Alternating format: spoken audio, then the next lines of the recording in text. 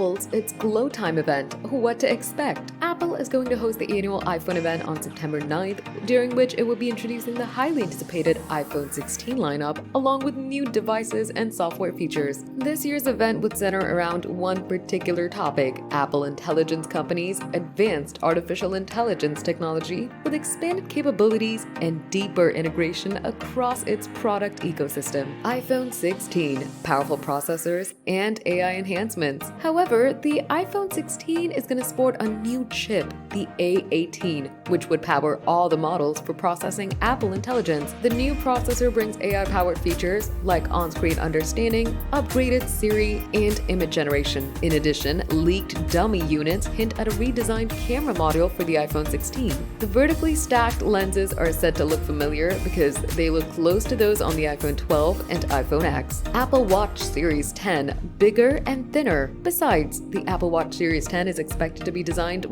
much thinner and finer compared to the previous ones. It's set to boast a new chip that will be more powerful than any present on a former watch. Secondly, there should be a new screen size of 49mm, similar to the Apple Watch Ultra. AirPods lineup expansion. Apple reportedly sets to launch refreshed, entry-level, and mid-tier AirPods, replacing the current second and third generation series respectively. This in turn is said to feature a Pro-style design element with additional noise cancellation for the middle range model. It also includes speakers in the charging case for the purpose of enabling Find My. New Mac Mini. There are also rumors about a new Mac Mini, the size of an Apple TV, coming out. The announcement for this gadget at the iPhone event isn't confirmed, but it's believed that Apple will have a separate event for the new Mac Mini.